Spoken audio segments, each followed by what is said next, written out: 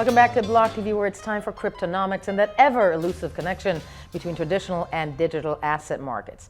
Topping the topic with the latest out of Nasdaq, unveiling a blockchain decentralized finance index called the FIX. According to the FIX press release published this week, the index includes projects such as Amovio, as well as a handful of other very well-known projects like MakerDAOs. But for all of it and what it all really means, I'm joined, luckily for me, by Block TV's senior correspondent Asha Westrup-Evans. Big day? Look, Yael, I mean, it's big in the sense if you want to watch for important symbols, if you want to watch for important trackers. Will this be a grand market mover? No. Are the decentralized finance points that they're tracking that big and popular? MakerDAO, Augur, Gnosis, Numerai, OX, Amoveo, I mean, all household names, Yael, as you and I well know.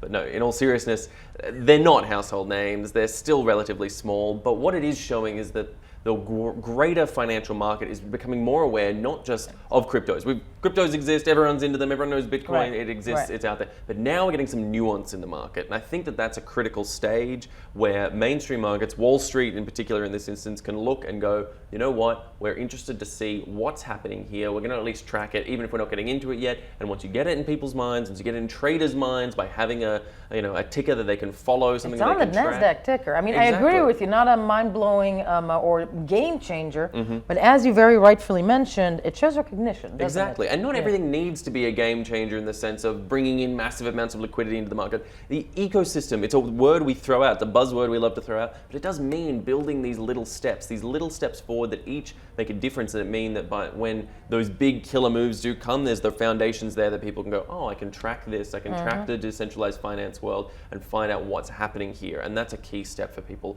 who are interested in such things. Small step for Nasdaq, big step for crypto. Exactly. But in other what we tend to call the road to institutionalization, backed also with some news this week. Yeah, so they've set their margin requirements for futures trading. It gets into the technical details of how they're going to lay out their futures trading. But what it does say is that they're moving forward. Again, it's another step on that right road to direction. Their September 23rd approval launch date will Which is around the corner. Yeah. Exactly, it's just around the corner, a couple of weeks away. It is moving forward. They are getting some significant steam up and running, and it's getting people excited. It's getting that futures trading back on the market. It's getting new blood into that futures market, which saw a bit of a run back in 2017, but now has sort of petered out a little bit. There was some low liquidity, low volumes taking place in other various futures markets around the cryptosphere. Right. But now this is bringing fresh blood in, and I think people are getting excited. And again, it's another one of those steps in the right direction for those who really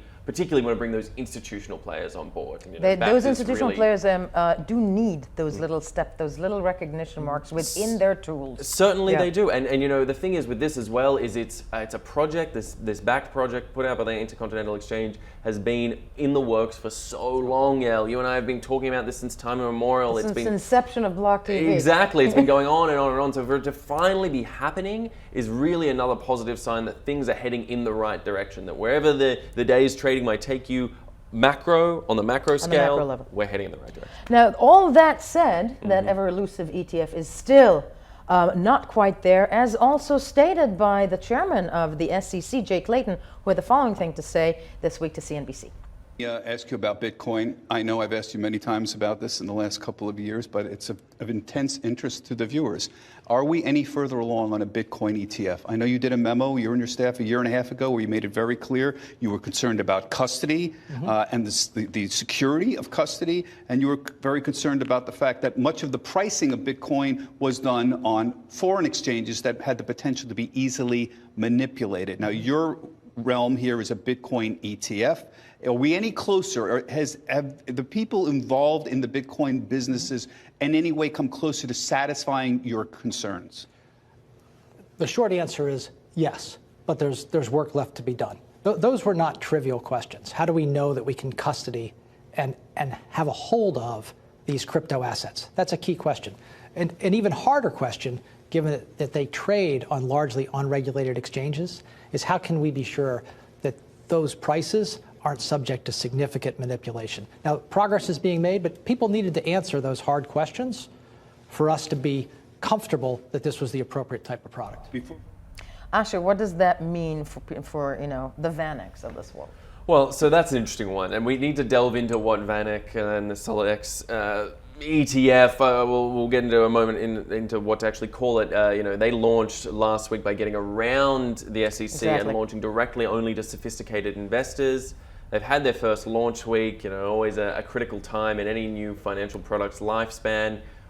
Only got 41,000 in their first week. Not so great, yeah. It's been a rough week for them because it signifies a couple of things. One, people want regulation. The institutions want regulation in this sphere, and just because you offer a product to sophisticated investors, they're not willing to go in until it's regulated. That statement by Jay Clayton that we just heard, that is a sort of an attitude reflected inside Wall Street, inside the institutional investment world as well. They want to get a little more clarity. They want to get, if an ETF is approved by the SEC, whether that actually impacts whether institutions can invest in it or not, it's a symbolic point as well to really say, hey, US regulators are on board with this, you could feel free to move ahead. This approach that VanEck has taken, while it may have seemed clever at first to sort of weasel their way around the industry, not sell. Yeah, it's not been taken up well by the industry. It's been seen, firstly, not as a true ETF, more as a broker-traded fund, much closer to Grayscale's Bitcoin Trust than to an actual ETF. So firstly, it doesn't do functionally what they would do. Exactly what the institutional investors wanted to do, but more importantly as well, it doesn't have that symbolic, or perhaps not, depending on in which element you intend to use it, regulatory backing from the SEC, and that's significant to users. Now you said something very important right now, that traders, no matter where they stand in the hierarchy of the sophistication, want regulation. And then there are those in the sphere, whom some will say were the founding fathers of this entire sphere, who say, who needs an ETF? And one of them is a man who we had a chance to speak with yesterday. Jimmy Song sings a completely different song. Is an ETF, as so many people are hoping for, saying that'll be a game changer for Bitcoin? Is it? I don't think so. I really don't.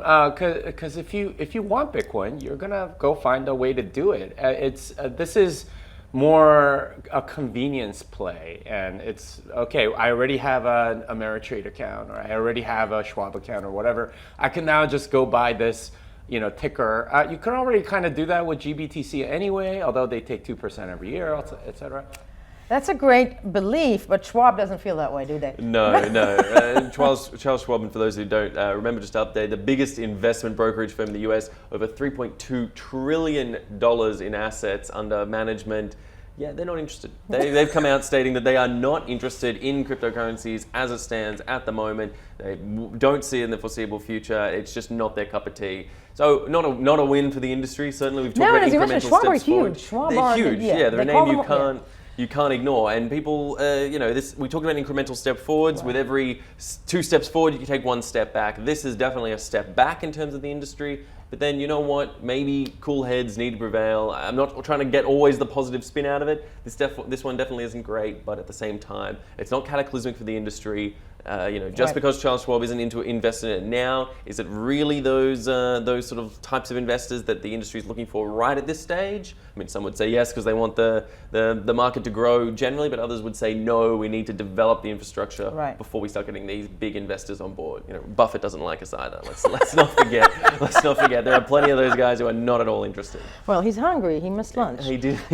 So there's that. But as you mentioned, rightfully so, 2 steps forward, 1 step back. That said, it's here to stay. I think we can agree on that. I think so. Yeah, there we go. Asha Westrup-Evans on Cryptonomics. I want to thank you, and that was it for us for now. BLOCKTV.